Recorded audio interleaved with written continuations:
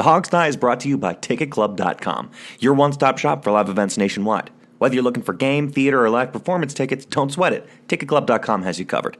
So make sure you're going there for all your live entertainment needs, and make sure you're clicking over to them from the banner at the top of thehogsty.com.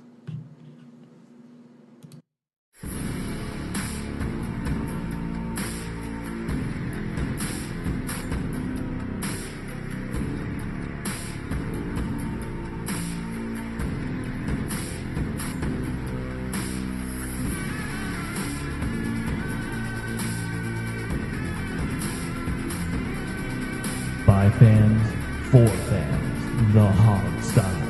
And now, here's your host, Sean Conti. Welcome to the Hogsty, everyone. I'm so sorry I was out last week. I was undergoing a precautionary MRI on my skull. It's 2 weeks until the regular season. That means I have 2 weeks of lazy intros before I have to actually start putting effort into these again. So my name's Sean. That's Steve Thomas, that's Alex Zeese, that's Jamal Boris. We got the Jets game to discuss, some injury updates, and more. Let's get right into it. How you guys doing today? I like that you point to all of us on the screen as you see us, you know, when you do the intros. That's funny. The acting it out, it helps. I'm just glad you finally admitted you have mental problems. I think everyone listening to this show could have sussed that out already, Steve. I don't think anyone who does this kind of show doesn't have mental problems, frankly. You know. This is indicative of a serious mental deficiency. I'm doing it for the money. That's why. The pay is good. I won't lie to you. That's right. Yeah. That's why you guys have the mental problems in awesome. Reality. See. Hey, Sean, we're gonna have to ramp it up here in a couple. I know. Weeks. I know. Did this? I'm trying to get ahead this week. Trying to get ahead on the pregame on the game previews this year. Yeah. Because you know the grind that is for you and I is. No, it's Yeah, bad. I was going to say, you guys should jumping really onto just a slack moving off on train those more. sometimes. This season is exhausting. Well, if I can get ahead of them and get the basics done ahead of time, it'll be easier for me. Yeah, but I think you guys could just whip something together, and the hamsters will still be happy. They just want, a space. I don't care about the Here's a news flash. I know you care don't. about the hamsters. Sorry, guys. I don't think that's news to any of them. I care more about the people who are actually reading this stuff and not Sure. just commenting. Well, I love everyone equally. Let's finish with that. I do. Let's get right into the meat and potatoes today, guys, because unless something more exciting is happening in your life, we just had another game. That's 2 down. So we have the Jets game to discuss. Where do you guys want to start with this guy? You want to do offense, then defense? You want to talk about the big picture Let me things? go over the stat. Let's just run over the stats. do it. real fast, and then we can Sounds break good. off in there. Okay. Stats-wise, Colt McCoy, Alex Smith started a game, played one series, was 4 for 6 for 48 yards. Colt McCoy played about a quarter and a half or so and was 12 for 16 for 140 yards. The Apostle Kevin Hogan played the rest of the game, was 7 for 11 for 58 yards. Nobody had any touchdowns because we kicked 5 field goals. 4.5 because one bounced. Yeah, it went in. It counted. Close only counts on horseshoes and hand grenades. Anyway, Colt McCoy threw the 1 interception, which we'll get to. The leading rusher was Martez Carter, 7 carries, 45 yards. Samaje Perine had 1 carry for 30 yards and 1 twisted ankle. Rob Kelly was 7 for 17. Capri Bibbs was 5 for 6. Byron Marshall was 2 carries for 1 yard, and Simi Cobbs was 1 for -7. Receiving-wise, Cam Sims was the leading receiver. By yardage-wise, he was 3 for 57 yards. Capri Bibbs had the most receptions, 7 receptions for 47 yards.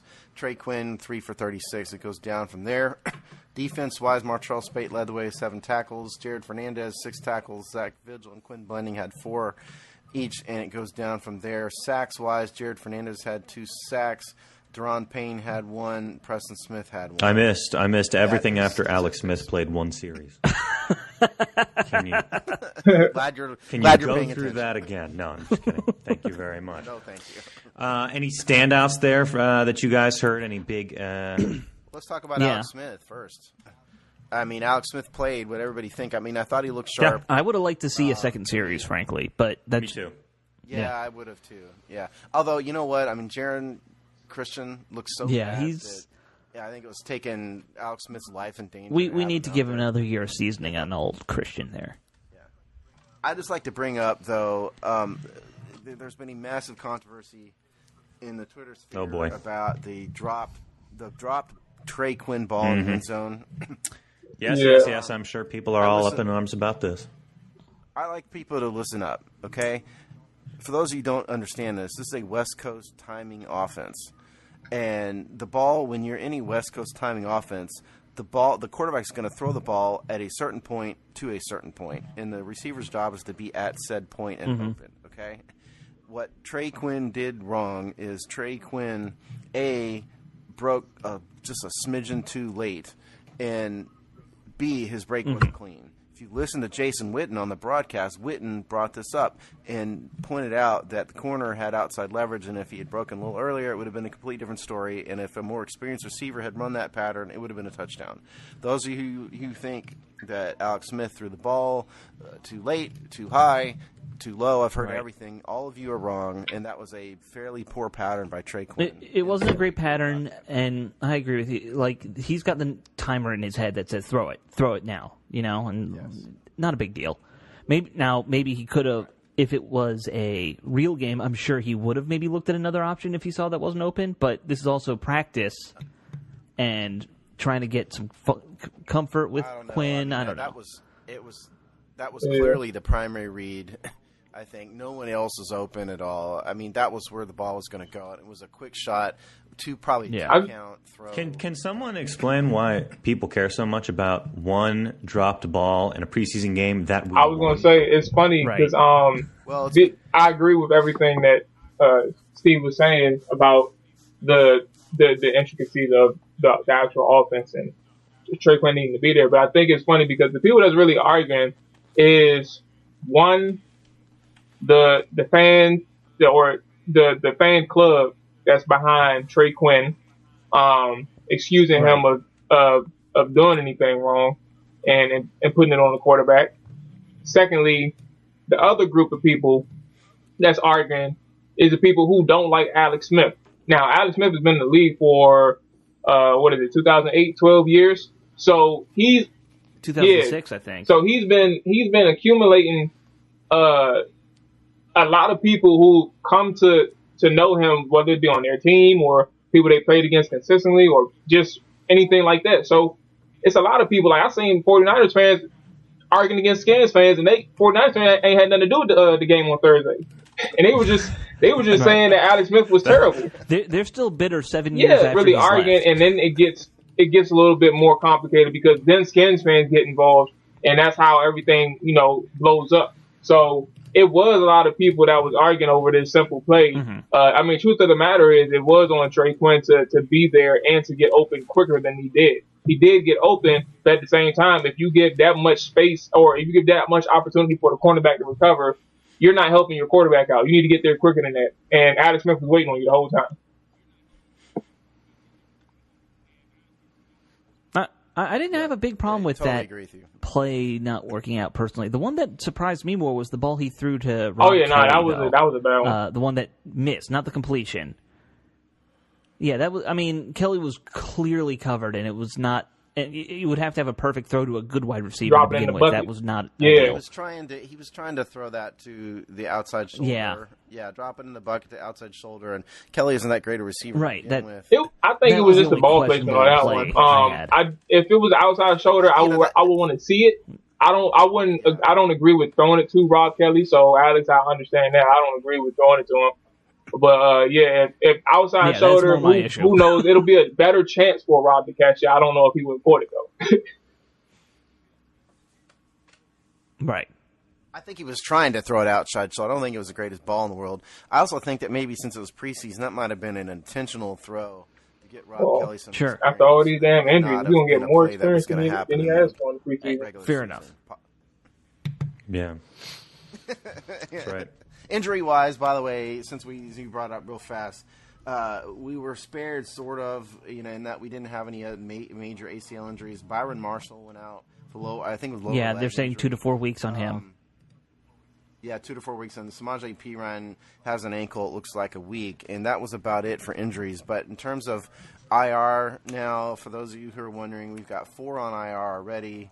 Ari Kwanjo, Robert Davis, Manessa Garner, and, of course, Darius Geis. You said what? So that is injuries. So the P. Ryan was dislocated ankle, right? Is that what they said? I don't know. Do you know? Well, it was a dislocated ankle that he had. Yeah, I don't. A dislocated ankle would be much more serious injury. I mean, we heard. They said ankle sprain. Okay, so, all right. Because I thought it was dislocated and he was going to be out for like 4 or 5 weeks. Okay, that's good. Yeah. Okay, cool. Sprain's not bad. We've all had ankle sprains in our lives. You know, you get over it. Let's talk about the run game. We didn't see much in the run game against the Jets, and the Jets. I mean, the Jets are a decent defense. Granted, you know, they're a better defensive team than offensive team, but still, I mean, as a team, they rushed for 24 for 97 yards, and you subtract Samaje's, you know, run from that, and you're talking 23 from 6 for 67. Right. Basically, it was a big run by him and one by what's his face, the Martez Carter. Yeah. Yeah. But what did we see in the run game? You know, we'll get to Martez, but I mean, we're basically seeing a continuation of the 2017 Redskins run game wise. I mean, Samaje had a good hole. He hit the hole, you know, good on him. But, you know, and I think we saw sort of more of the same from Rob Kelly in that he doesn't. He gets 1 yard and falls down. You know, that's. Well, it's not even that. It's that he's gonna hit the hole by God no matter what, even if there's another option. You know, that's Rob Kelly's problem. Martez, I'm glad Martez finally got in the game. He didn't get any carries last week. You know, he's a guy who's far better in space than he is as an inside runner, and we saw that out of him. So what is our collective opinion about the run game? I mean, there's one thing that I'm wanting to go back and kind of look at the first 2 games now and see if I'm right, but it feels like I was laughing because Alex had mentioned the season. I was like, damn, he's already like. Is that weird? No, but you know, this is what happened last year, so it's just funny to mention the season. So that's all.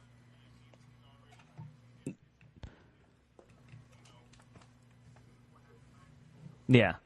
But I get what you're saying. You're talking about with the fullback spring the running back loose. Any kind of 2 backfield, but I really think that personally.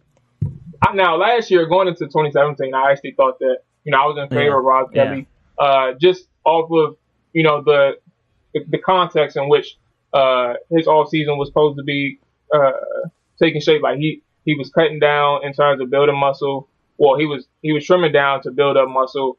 He's going to be a little bit stronger, a little bit more explosive. And in 2016, he did have good vision. But what helped him is the fact that he was able to make people miss in the backfield. He was always making people miss in the backfield. And that helped him gain an additional 3 or 4 yards on what was a bad block play. This year, I can't. It's kind of hard to, you know, still say I'm in his corner. I mean, I don't say that just to say that I'm wrong, but it's more so, you know, things change over time. And I say Alex Smith. Rob Kelly is just the person who he hasn't improved after his 2016 year. It's just regressed. And last year was injury riddled. He missed the majority of the season, but this year, he's getting off on a bad foot. Say he lost weight, okay, cool. But at the same time, what does that help him with your vision? Like it's like what Alex and Steve said. He's running into the offensive lineman pretty often. And what I think contributes to that is that he'll see a hole, but instead of being patient, he'll just run into the hole that he sees without, you know, surveying. Like, you can always buy yourself some time back there. You don't have to see the hole, hit the hole immediately. You know, there's things you can do to buy yourself some time to find or to create space and get another hole out there. Like, Darius Geis did that his first game as a Redskin. It was some plays where he wasn't able to get a hole, but he made some moves, made some people miss, and he had a hole. He created his own hole. So it's things that Rob Kelly he's just hurting himself. He can't do what a natural running back can do. He was a fullback in college. So.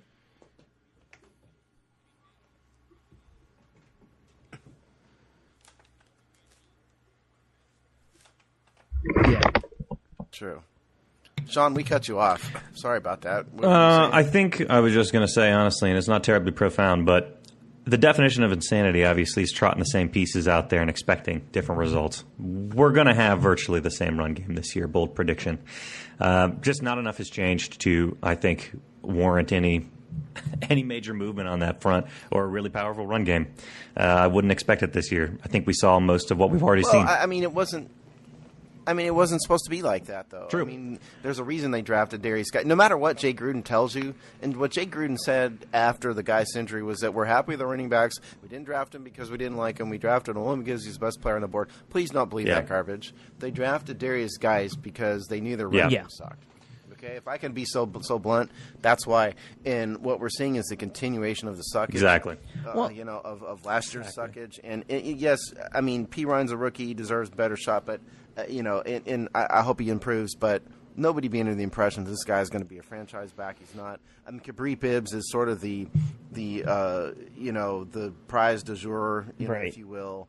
People are on the Kabri Bibbs train. I get it, but we haven't seen much of him. Either it's not. I think we're stuck in 2017 run game territory for the year, unless they bring. Even then, I'm not sure any of the guys who they can bring in. I know you're high in Darkwa, but there really aren't many options out there. I don't think Orleans Darkwa is going to be Hall of Fame. I think he's the best option out there. I think he showed a decent amount last year in New York. I thought he would have been a good low-cost free agent option. I think pretty much it's him and Jamal Charles and that's the scary thing is usually there's 8, 9 running backs just sitting at home every offseason, and maybe once roster cuts happen, we'll see some surprise name get cut, and the Redskins can make a move. Like that's. Hey, look! If they bring somebody in, don't be surprised if it's LaShawn Daniels. I wouldn't. I mean, the Redskins kind of have a history of bringing back guys to cut, and they got rid of him for a numbers reason. Wouldn't surprise me if they bring back LaShawn, and then we just roll with some combination of Rob Kelly and Samaje Perine, as the first and second down. Don't forget, Chris Thompson will still be here. We just haven't seen him in preseason. He'll be the. I mean, is there anything? I mean, before we drop running backs, I don't know if you guys have more on it, but is there anything we can do, or Gruden can tweak, perhaps, to get a little bit more out of these guys than where we can expect? Like I said, I think you need to have a lead blocker in the backfield. I think you need to put Sprinkle out there more to be a blocking tight end. If you don't have the talent, then you need to change your scheme, and we don't have the talent. And by the way, I'd like to point out that we jinxed Elijah Wellman because we talked about Alex Wellman last week, and he was cut hours after we recorded the show. It said injury settlement. Who knows? I don't know. It doesn't matter now. The one thing, truthfully, and some of you aren't going to want to hear this, but the one thing that we could do to get better is to help Sean Laval get back on the field. Because as much as grief as he takes, the truth is he's by far the best left guard option, particularly in the run game. And this whole run game thing from last year was largely without Laval. Well, it was without a lot of guys on the O-line, frankly. Yeah. I mean, consistency along the offensive line. We don't need 206 combinations of offensive line this year. We need Sean Laval in there. I mean, yes, he has limitations. If we could stick with only 5 guys, maybe 6 starting throughout the season, that would be a huge win. Yeah, it really would be. So that's one thing that'll improve. But there's not an easy answer. There's not a good answer. Darius Guice was the answer. He's gone. We're going to see more of the same. LaShawn Daniels isn't going to come in and magically become. No, we had a plan A, and plan A blew up, and I don't necessarily blame the team for not having a good plan B, but they didn't. I don't know. Really I think it was plan A then plan C. Let's skip the plan B. This is not what they wanted right now.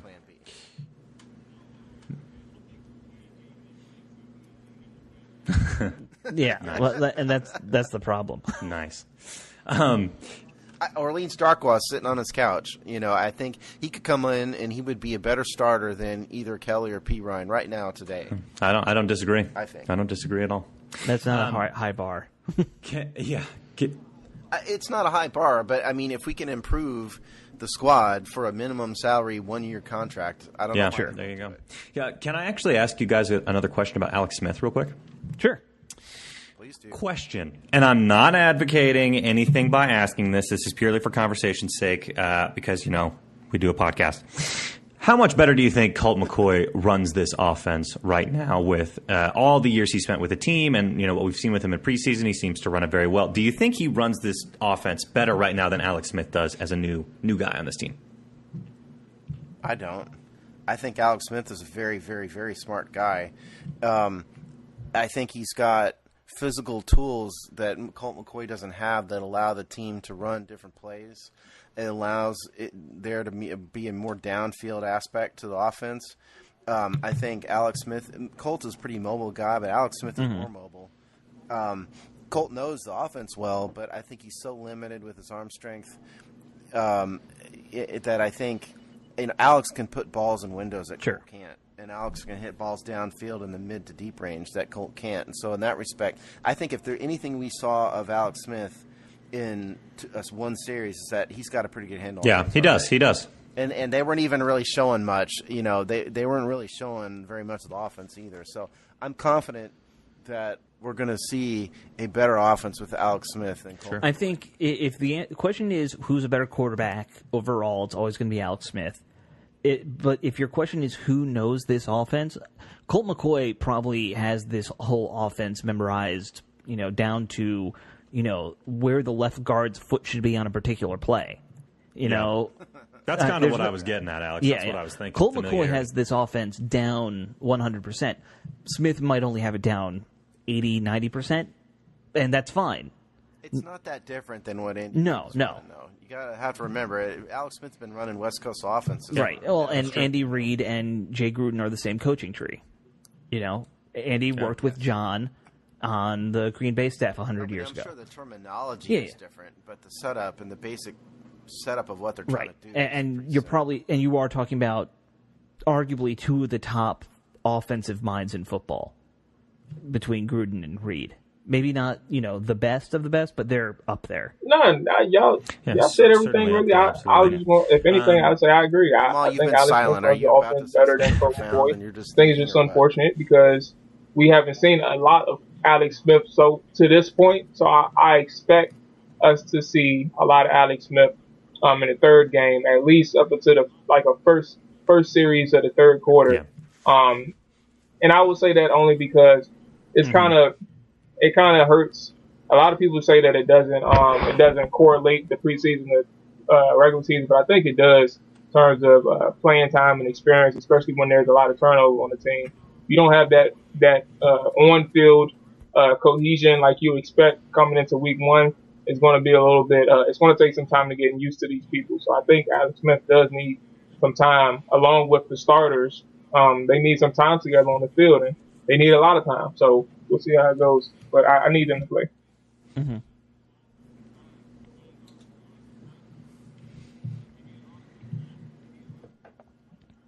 I do think part of the problem is Trent Williams. I think Jay Gruden. I have no basis for this other than just me guessing, but I think Jay may be a little bit gun shy because I'm no O-line expert at all. But Jaron Christian really looked bad, I thought, and he's looked bad 2 weeks in a row. He really needs help. Not to say he can't improve and get better and all that, blah, blah, blah. But he was just completely whiffing on blocks at times. And I just wonder if Jay might see that because he knows a million times more about football than all of us and just not want to have Alex Smith go in the game too long without at least Ty and Secchi in there at left tackle. Yeah. Yeah, I think you're right. He's playing it a little close to the vest there. Yeah. Fair enough. Let's talk receivers because I can't let this go. And Jamal, I want your comments because I know both of us were arguing on Twitter. 2 games in, I think he's already, especially with the injury to Robert Davis, I think he's already earned himself a spot on the roster. The thing with Cam Sanders, he still has a lot more to develop. Jay Gruden touched to it. He has to, and so just to summarize it, he has to do everything. He has to improve everything before the throw and catch, and that comes from route running, stems, anything with the mental aspect and mental reps in terms of just running routes correctly and understanding defenses and where you need to be when the coverage is a certain way, things like that, and then fine tuning your cuts and everything like that. So that takes time. But as a rookie right now, you see his natural ability to be a playmaker. You throw him the ball, his frame it makes it easier for him to catch the ball compared to others. He can go up and go get the ball. He showed that in the touchdown pass that was called back. In the Patriots game, you saw him catch a pass, and his first thing that came to his mind, and you can see it, is score. It's not catch the ball, okay, you made a play, you can go ahead and just take it easy. No, he made a couple people miss. He went for the end zone. And to be honest with you, even with Deshaun Jackson, even with Pierre Garçon, in terms of the scoring mentality, you've seen that from the first catch of Robert Davis. You didn't see a scoring mentality with these other players, and I'm not comparing him to make it seem like he's higher or better than these people. I'm just talking about in terms of the mentality when the ball in his hands. Deshaun Jackson sometimes needed help in terms of blocking with screens, or you'll get him downfield. That's how he beat you. He got downfield first. And then Pierre Garçon, you know how he made plays, and things like that. So that's all I'm saying is he has a mentality that no matter where he catches the ball, he's trying to score. So yeah, I like him. He has a lot of things to work on, like we already mentioned, but that's just one thing that just sticks out in 2 weeks. So I'm rooting for him, and I'm not saying that to say a lot of people get upset when you talk about Cam Sims because he hasn't done much yet. That's cool, but I mean you can see with the plays that he's made so far what he brings to the table, and a good fifth string receiver that can come in situations works out just fine. He's done way better than Trey Quinn, the last pick in the draft, and I mean that's just something that stands out to me.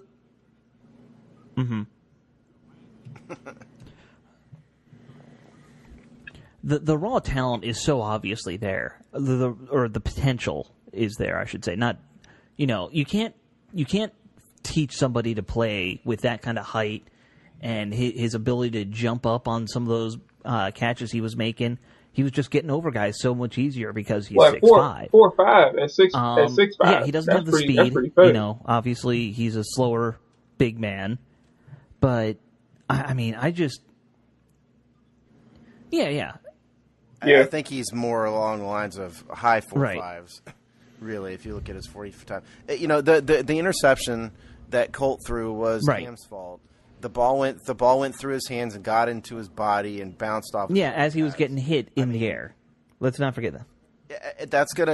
It's gonna come from experience. A more experienced receiver probably would have caught that ball. We saw Santana Moss make that exact same tipped ball interception 100 times in his career.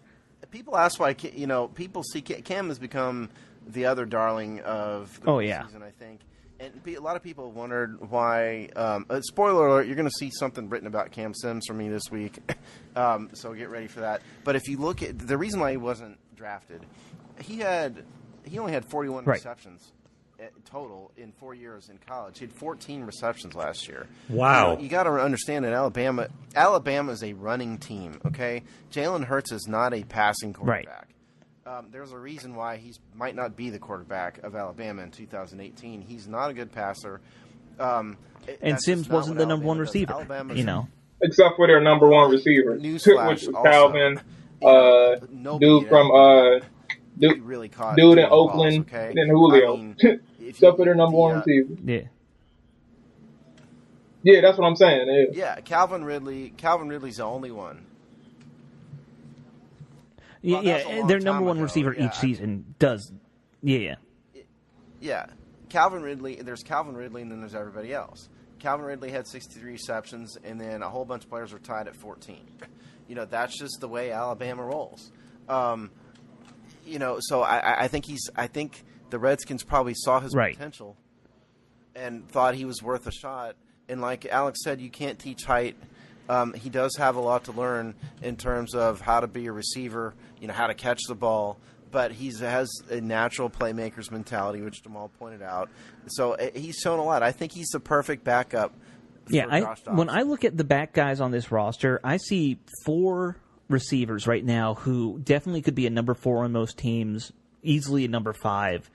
And, that's nice because I'll be honest, I was going into the season, I was like, all right, who do we have aside from the top 3 guys? But Harris looks great this year. Yeah. Sims looks good.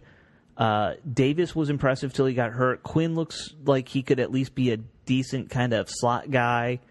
And Cobbs even also kind of has that big height thing. You know, like there's a lot of guys there with potential. There's a lot of unproven guys that have potential. But you can see the potential there, which is nice. You know, And don't forget about Paul Richardson. I mean, Paul Richardson's barely. I love that little dump off run he made on the first play. Yeah, that was nice. I like He's got that quickness still. See? Yeah, and he did that little juke inside and slid for 9 yards. See, I'll take that. Yeah. Should we move to our defense real fast? Yeah. Because we've prattled on. I just want to say that interception, Steve, that was just God evening the playing field after we stole one from them off another tipped pass. That I don't blame it on the receiver. It was just Jesus up there. That was God the wheel. Well, let's talk about the tip pass since we're going to since we're doing defense anyway. Are you're talking about the Apke play? Yes. Yeah. Yeah, that was a thing of beauty, wasn't it? He moved in quick on that ball, did he not? Slid in there and I thought it probably hit the ground when I was watching it live, and then showed the replay. No, he plucked that thing right out of the air. It's beautiful.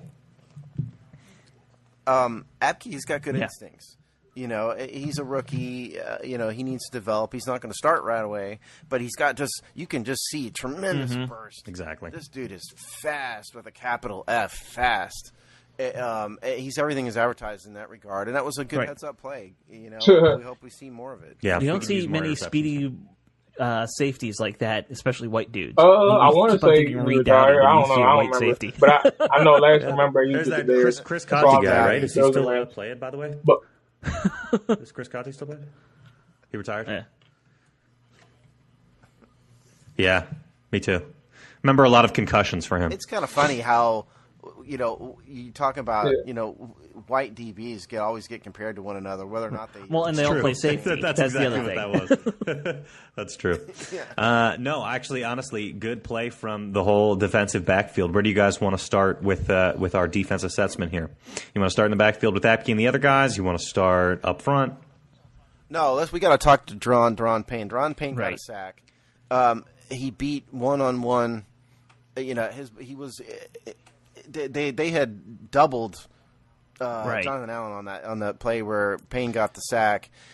He didn't use a power move. You know, he used a swim move, which is just a technique. No, a lot of people that hated on him. I think they're going to shut their mouths pretty soon. Yeah. I mean, it was just one play, you know, but it showed potential. I don't think Deron Payne's going to be a sack artist or anything. But it showed that he's got. If he can get 3 or 4 seasons as a interior lineman for us, that's great. You know, that's what I want from something we've never had. I got a friend who hates the Payne pick, hates it, and I mean, he just absolutely despised that pick. A tad extreme. Yeah. I mean, I certainly felt like it was extreme. I mean, I wanted Villa, but you know, he went before it, so I was fine with the pick once it happened. Me too. I still think Payne is more of a better fit than Villa was in this team. I think Villa's a more traditional nose tackle. We came up with Payne Tim Settle, far so I'm more not versatile than Vita Vea is. And but remember, I want traditional nose tackles. I like big guys like that. That's not what the team wants, and we got one. Yeah. It's worked out. It looks like we are going to have a stud of a defensive line. Absolutely. Tim Settle's got to be the surprise of camp so far. I mean, he was he fifth round, I think. 7th round pick? I forget which one. 5th round. Okay. I mean, 5th round pick. I mean, you don't expect 5th round picks to come in and just look like he did. You know, instantaneously. Yeah, look like he belongs among starting linemen. You know, even if he doesn't start right away. I mean, the coaches clearly have faith in him. He's had a lot of snaps early in these 2 games. I criticized him a little bit last week because he got worn out, and they couldn't stop the Patriots' run game to save their lives. But I mean, Settle's legit. Yes. Settle's legit. He's we have. It's very nice to see that they've finally paid attention to the D line, and we've now got 4, I would say, young, promising defensive linemen. If you don't even want to call some of them proven by now, I would say Ioannidis has kind of proven himself to be an NFL caliber lineman. Somewhere Anthony Lanier is crying himself to sleep. Lanier is that's actually a good point. I wasn't even thinking about that when I think when I just had a realization. But Anthony Lanier has been MIA I wouldn't say ineffective because I haven't watched him exclusively. He's probably the best pass rusher. But yeah, that's kind of strange.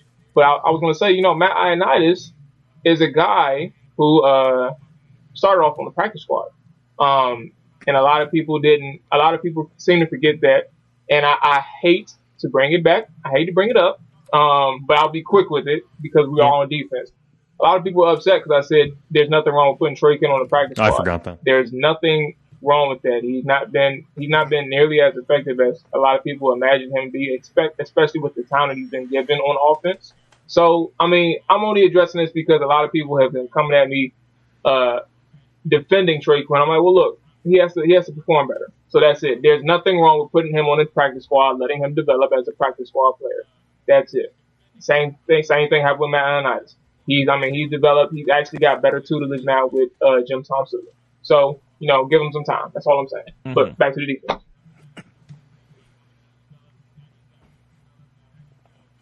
He's the last pick in the draft, people. Well, I mean, that's the last rookie. Pick. Any rookie taken after the third round, you gotta take a patient approach with. What?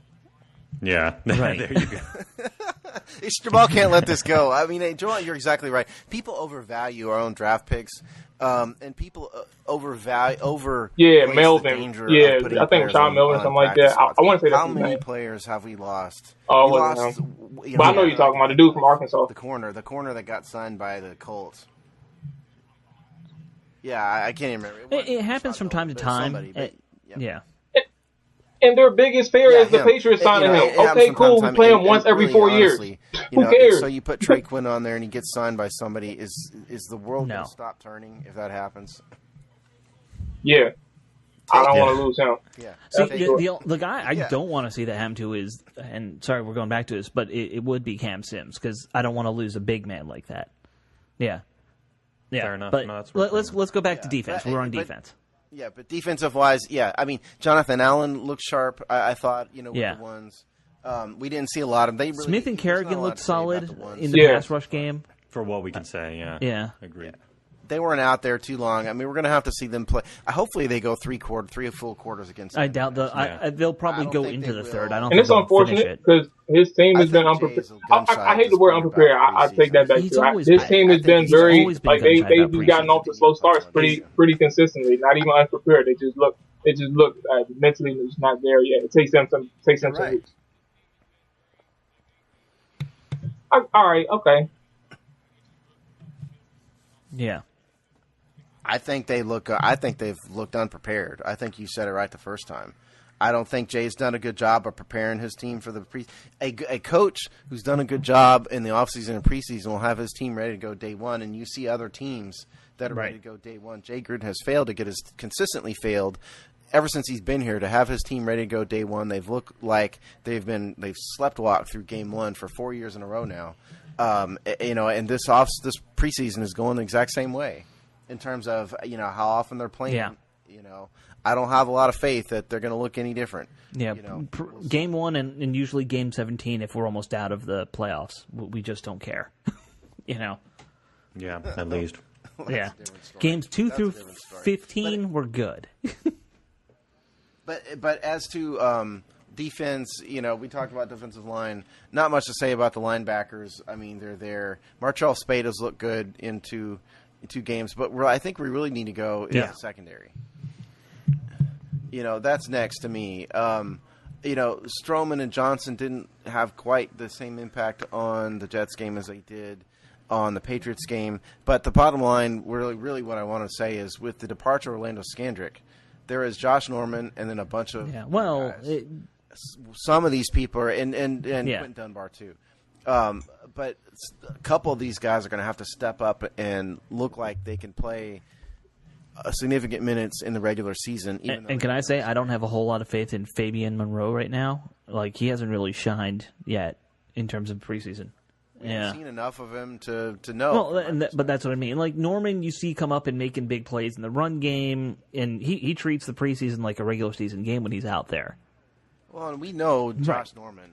Josh Norman's going to be there. But people kept on telling us that Moreau is going to eventually be a number one, that he's got number one talent. Well, if he's got number one talent, I want to see him playing like a number one. He has the athleticism for it. We'll see if he can play. And by the way, I mean, just on week 1, it's an away game to Arizona. On top of that. So, I mean, and those are always hard. So, I mean, it's just, I think it's a tall order. Jay's history doesn't suggest that his team is going to be ready. We see nothing in the preseason to suggest that there's a sense of urgency, frankly. I think I'm concerned in that regard. Yeah. It's too early. It meets me being a worrywart, but history suggests otherwise. Fair enough. And we do have to move on from the game at some point here soon to get to this ridiculous novel that was written about Su'a Cravens. But, Steve, can you put a little bit more meat on those bones by what you mean by just looking not ready? I mean, do you see guys out of position, you're saying, or is it just like a lack of speed? No. Well, no, I don't mean that they're people are making open and obvious mistakes. No. It's been fairly good in that regard. The first string offense looked decent. I'm talking about a sense of urgency building as camp goes. Training camp, training camp, I mean, Jay's always run kind of a lackadaisical one in terms of, it's not a sweatshop. Well, it is in the fact that it's 100 goddamn degrees in Richmond. Yeah, good point. Fair enough. But I mean, he's not running a slave ship. How about that? Yeah. It's not. That's a terrible. There's no one banging a drum. What I'm trying to say. Yeah. Thank you. I didn't want to use the word slave ship. But anyway, it's fair. And it seems like that's been the history of it all. The offense has run. We've seen one series from starters in 2 weeks, and they I wouldn't stress about the type of play calls, but yes, I've seen them on the field. That's the most important thing for them to get the reps in on the field, end game, live bullets. Like that's just what's most important. And I was going to agree with you, Steve, that sense of urgency is the better way to put it. I wouldn't say unprepared because these teams do prepare. That's why I meant in terms of that contextually. That's what I meant. Like they lack a sense of urgency. They don't understand like how important fast starts are to a season. And what that means is sometimes during a game, the mistakes are made where it's football mistakes. You miss tackles. You play well for 55 minutes. In the last 5 minutes, you mess up. Excuse my language. You mess up. Like these are the things where I say you don't understand how important these first few weeks are. And it takes them a while to understand when they're 2-2, 1-2, 2-3, 3-5, things like that. That's when they understand. Okay, we have to get our S together. Like that's what I mean. Where they lack a sense of urgency. It's more important to start 5-3, or 4-2, or 4-1, or 4-0. Than it is to already be in the mix in terms of a wild card spot. Like be the number 1 or number 2 seed starting off and continue that throughout the season. So that's what I mean. And I agree with you in terms of sense of urgency.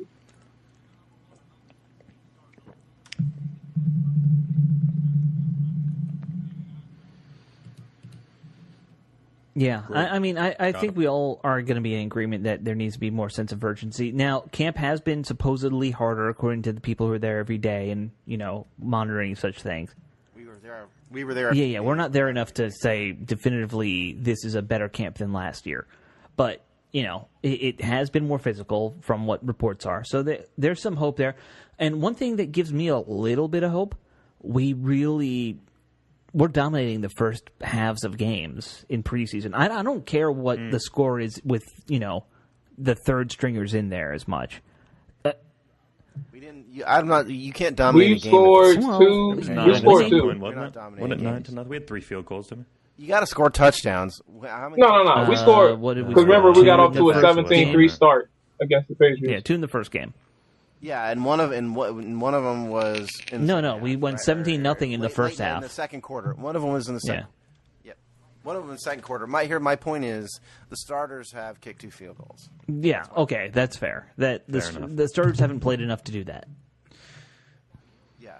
Now, you know what a good example of what we're talking about here is if those of you out there who've watched Hard Knocks is in Cleveland this year. And first of all, what a disaster Cleveland is, just as an aside. They're just going to be terrible. But I thought you meant the city. No, I meant the team. The Cleveland Browns are going to be terrible. The city of Cleveland's awful too, but that's another podcast. There was a scene in episode 1 where Jarvis Landry just blew up at his receivers. If you all saw this, and he threw enough F-bombs out there to cover the room, but his overall point was there's no effort, no sense of urgency, nobody cares.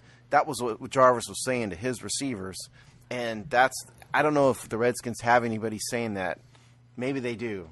Not saying they don't, but that's the kind of urgency that I want to see out of these guys that history says they haven't had it.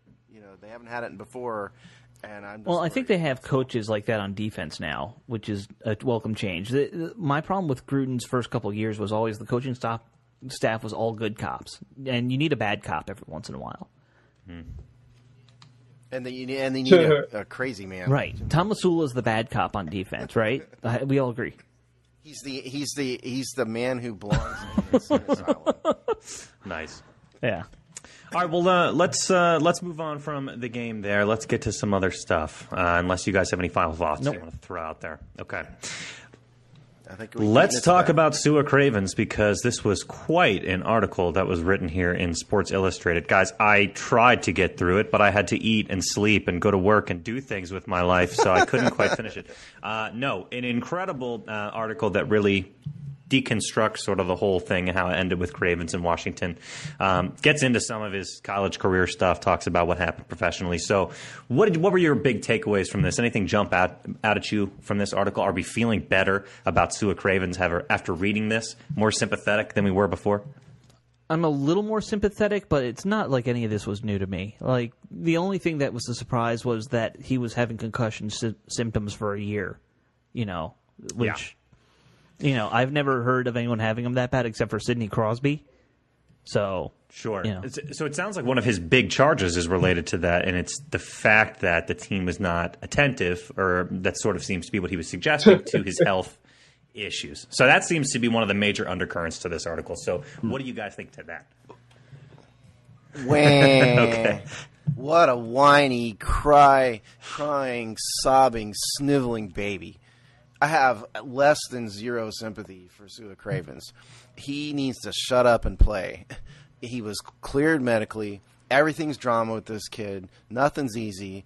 He's not a team player. He's all about Su'a Cravens. He's texting his teammates and telling them he's going to retire. He's complaining about what, the team didn't tell him the right thing about his status. When everything is about Su'a.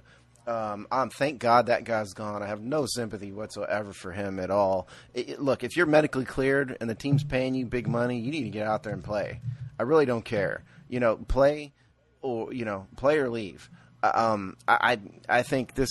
Thank God he's in Denver, because this was not going to change. Okay, this was going to be never-ending, nonstop drama from this kid. And by the way, I don't know if he can play. I still think he's a tweener. I said he was a tweener the day we drafted him. If you guys were to go back to our 2017 draft show, or 2016 draft show, I said then I wasn't sure why we drafted him, because I'm not sure he's big enough to be a linebacker, and I'm not sure he's a great safety. So I thank God he's gone. No sympathy from me whatsoever. I mean, let's, for conversation's sake, take specifically Su'a Cravens out of this. One of the things he's talking about is that there's no support for players with, he's talking about this physical stuff and how there was, he's getting encouraged to go out on the field when he was still injured. But also you had this mental health aspect of it too. And he said the team and the league is not prepared to take care of players with mental issues that are going through things. Do you think that the league should make more of an effort there? It sounds like he might have been insinuating at times, had he had a little bit more encouragement or support, or it had been a more positive environment, it might have ended differently. Now, I kind of know what Steve's going to say to this, but it's just Su'a being a crybaby. He's not diagnosed with anything. He was medically cleared. We're talking about mental health. All this stuff is just Su'a being all this. He wasn't. He's not been diagnosed. Well, with anything. We know of. We don't know Su'a's that personality. Yeah, he could have been. It's not in the article, but it's not. But most people who have mental health issues do not talk about it. And that's just a fact of American society and Western society in general, and everywhere else, frankly. Well, you know what? I mean, if it's not diagnosed, they can't help it. I don't think it's a football team's responsibility to diagnose everybody's problems. If he brings it to the team, yes, they should address it. If he goes to see a mental health professional, which he could as a member of the team, and they diagnose with the problem and deal with it. But if he's not going to bring it up, this is just Su'a being... Well, see, here's my thing. I think what I read, I see a lot of stuff, the people I know who have mental health issues, I see a lot of parallels. So I think he might have something, diagnosed or not, I don't know. And look, the article says he opens up about his struggles with mental health. I mean, I think that's enough to read into the lines and say, yeah, he had some physical problems. But if you're asking me, it sounds like from this article, it sounds like he has depression. Exactly. It was or bipolar or something. It was something under the physical stuff that was not. He wasn't getting out of the sergeant. And if there is something like that, I do think you need to bring it to your team. And if you are working in a real Joe job, like all of us do, and you have that kind of issue, you probably do need to let your bosses know. Well, one thing for sure so is that they know, hey, a lot of people, it was rumors. Sean or I think Alex 16 or 17, here. I don't remember. This is probably but it was rumors that was not confirmed, but the rumors were that Su'a Cravens was feeling homesick. And a lot of people got on him about that. And it comes out in the... Yeah, but it also comes out in the article that he acknowledges that he was homesick. That's right. So it's even crazier that sounds like it was you more got than just homesick, you missed your family, and you were in a professional, you're playing a professional, well, you're a professional period, playing football. Like, you're going to be away from your family, especially if they don't live with you. And you're going to be, if you're on the East Coast, like, this is something that you should have been prepared for. If anything, if you felt this, move them closer to you. So that just acknowledges the fact that he was indeed homesick. And there were things going on with his mental. Yeah. Whether or not that had anything to do with the concussion, who knows? But we do know the way he was thinking in college too. When he was about to have his position changed against his will, he was ready to have an attitude and start pouting. Even the coach actually acknowledged that he was pouting. He had a hissy fit because Su'a didn't get his way. So there's just some things going on. Yeah, and there you go. I think he is a thin-skinned person in general, but I think that there's some deeper stuff in there that he might not know about that he needs to probably get taken care of, because he's not going to last on the Broncos, because it's not going to work out. You need to be a little tougher than that. And the perfect example, he's not the part of the story where he was talking about the elbow issue. And how he injured the elbow, and they're like, all right, we can drain it and you can be back on the field next week. Right. And that he would not want to get it drained, and not, that he was putting off what is a relatively simple, it's not even a surgery, it's just a, Will Compton said it. Everybody out here is playing with the elbow. A lot of people are playing with elbow problems. He could have drained it, been done with it. I'm so glad he's gone. This guy was going to be nothing but problems, and I don't think talent-wise he was worth it. Homesick, my God. Yeah, you're a 25-year-old adult. 21. However old he is. Was he 21 at the time. Okay, well. Yeah, at the time. Then, fine. But you're an adult. You're in a professional environment. You have money. Like Jamal said, move whoever it was, family, mom, dad, brother, sister, whoever it was, move them closer. You can. Yeah, that's the big thing. And they still won't get into this story with his dad, but I don't know what happened there. Yeah, whatever it was, deal with it. You're an adult professional, highly paid adult professional in a public eye. Good riddance. Goodbye, good riddance, loser. Yeah, the only thing that I thought, and here's the thing, I don't think the team did anything wrong, by the way. Despite the fact that I'm more sympathetic to Su'a than Steve, I don't think the team did anything wrong in how they handled this. They handled it like you have to handle this kind of situation. If a guy is not going to show up to work and doesn't give you a reason, that's a big problem. I don't mean to call him a loser. That's just me being frustrated. But I think we're by far better off without it. Yeah, by far. And I would agree with that too. And I don't think this article did Cravens any favors in Redskins fans' eyes in terms of making him look. I don't think it did anybody any favors. I don't think it resolved anything. It was just kind of like rehashing an old issue. Yeah, it was. And I think the undercurrent to the article and the meat and potatoes of the conversation, I think, is how the league deals with a player like this in the future, and a player that's struggling maybe with some homesickness, some depression, whatever it might be, that's really getting in the way of him playing. But in terms of the specifics I here, think the league actually does a fair job trying to give rookies resources for their first couple years. I wonder, they have guys about depression. You think so? Not about depression. I think about just. See, there's a difference. I mean, I don't have any sympathy at all for the homesickness because you all can solve that problem. I mean, if there's a legitimate mental health issue, and the article does not say there was, but if there was a legitimate mental health issue, that's something that the medical staff needs to deal with, and that may be getting ran outside. Right, and I don't know if NFL medical staffs are equipped for that as they are. Well, then, but you can get somebody. There are mental health professionals in the D.C. area. Certainly the knee guy, the ortho guy is not equipped for that. He's not licensed for it. But that's not what this says. And if he has issues, either deal with it or shut up. Shut up and play. Football, like DJ Swearinger and these guys, they're not about listening to you whine, Su'a. They want you out there to play. They don't care. They want you out there showing up to play every day. It definitely seems like he divided the locker room with his issues because you read what Compton and Swearinger said in the article, and they had big problems with it. Then you read what guys like Hall said about trying to figure out what's wrong with the guy, and they have no sympathy for you. They either bring it up and deal with it, and D. Hall is a perfect guy. But DJ and Will Compton, they don't want to hear it. They want you out there, and you weren't. By your choice. I got to tell you, the story, by the way, in the article about Cravens not going to the party and then texting everyone that he was quitting the team, that is just that seems so childish to me. Well, again, to me, that reminds me of a lot of antisocial depression type behavior that people have. You're right. That's true. I shouldn't call it childish because that could be. Well, no, it is also childish if you don't have those issues. Yeah, but I hate to call it that if it's someone who's struggling, But I know exactly what you mean. I agree. I don't know. Yeah. If you've ever known people with those issues, it's a real struggle. It's a disorder. Yeah, he's textbook. I predict now it's going to go horribly wrong. It probably will, especially if he's got these issues and he's not doing anything to take care of them. I mean, you're reading into it though. You're assuming he is, and I don't know if he does. But if he does, he needs to bring it up and address it. Or not. If you don't bring it up. If you don't, if you have it, and we've talked about other people with mental health issues and on the show, like other players who've done worse things, like taking their own lives in the end. Exactly. The mental health issue is impossible to ignore in football because of what happens to so many people when they leave the league. Suicide or acts of violence. I mean, but it's not the team's. It's not the team's job to diagnose everybody, though. They're not. It's not the team is. It's a business and a company, and their job is not to watch everybody 24 hours a day and figure out if they have mental health problems. I mean, at some point, the player needs to take individual responsibility and bring it up. There's definitely you need to.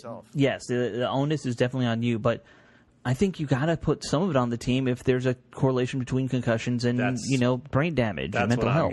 That's what I was getting at.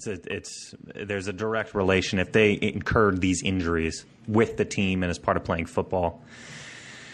I mean, in the case that's of not he the had case one concussion with the team. I know. That's not the case with Su'a. And he passed. He got through the league protocol. I mean, it's two different conversations because Su'a does not fit easily into the people we're talking about doing horrible things. And he was drama from day one. It was never. They said he talked to some other player who had 4 concussions in 6 years and had to leave the NFL. That's what the league needs to be making sure of is guys like that who it just happens way too often. Yeah, like the Wes Welkers that had 12 concussions every game. Yeah. Hell, I mean, we got one of our team. That's true. That's true. Yeah. What's he up to, by the way, concussion-wise? 4 or 5. Jesus. Yeah. Good grief. Yeah. That's something it's a lot. If you count college, I think we're at 6. Ouch. Okay. Anything else about Cravens, you guys? Yeah, I know. Anything else about Cravens you want to bring up? I mean, it's we've moved on. Yeah, it's over now. Fair enough. Look, I mean, Everett and I'd rather have Everett and Swearinger out there anyway. I'm pretty good with where we're at as well. So and Apke looks like he could be a stud too. Yeah, there you go. We have enough hope that we don't need to think about Cravens. And that dime linebacker position, I mean, Holsey's going to fill that role. And so, I mean, we're fine. That weird Jack, or what do they call it? The money backer? Not Jack backer. Yeah. Money backer. Yeah. But. Fair enough. Okay. Anything else you guys want to get off your chests this week before we let the folks go? I think I've opened my I know mouth we talked about it a little, but yes or no, where are people on signing a running back, a free agent? We talked about the options that there aren't much, but I don't know anyone that's been thrown out that really fits. Like, seems like they'd fit super well with Jake Ruden's run scheme, quote unquote. There's 2 different questions, though. There's 2 different questions. One is, do we sign a back of the roster guy? Yeah. Okay. To fill the spot that guys left. Or 2, do we bring in somebody to kind of take the lead back role? I'm fine with them signing some back of the roster guy like Lucian or someone else. I don't think anybody would dispute that. Throw him on the practice squad. The real question, I think, that needs to be asked is, do we sign somebody? There's no one that would be effective. Yes, I'd say no. There's no one that would be really effective doing it with us right now. But someone might get cut loose when roster cuts happen, and I would probably I wouldn't be surprised if they're scouring, roster cuts and saying, oh, look, this 29-year-old back who, just got released surprisingly. Let's maybe give him a call. Yeah. But I don't see. I just don't. The guys who we've mentioned, none of them wow me enough where I can say, all right, that'll fix the problem for this year. Nothing's going to fix the problem right now. So, what do you think, Jamal?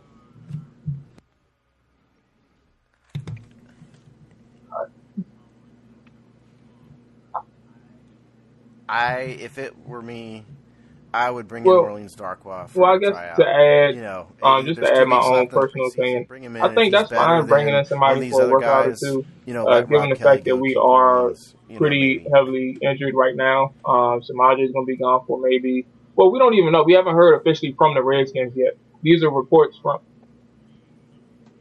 Yeah, so these are reports from people outside of the Redskins. No official report yet.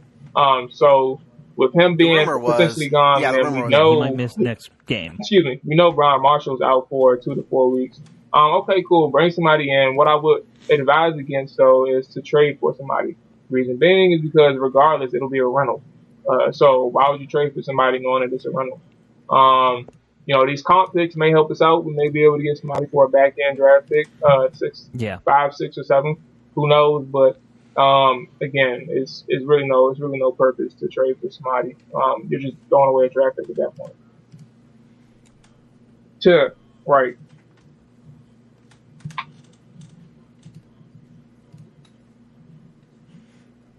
TJ Duckett says hi. Oh, 280-pound TJ Duckett. That was one of the dumber things Redskins have ever done. Oh, yeah. Jamal has said it exactly right. I totally agree with his point in that regard. To me, it doesn't hurt anything to bring Orleans in. Here's the thing: you're bringing in a guy to compete for time with Thompson and Pirine, probably, because I don't think either of them are gonna competing with Thompson. I continue to not believe. But I just don't. I don't see the team cutting him this year. Good enough to be a starter. Yeah, I mean, sure, keep him. I'm just saying, I don't see him developing enough to be a legit starting running back. That's what I'm saying. Well, I think there's plenty of people in your boat with that, Steve. Okay, well, let's cut it off mercifully there. Then we'll come back to this next week when we've got a third preseason game to talk about, plus so much more time watching Alex Smith and the other ones get to play. It's going to be awesome.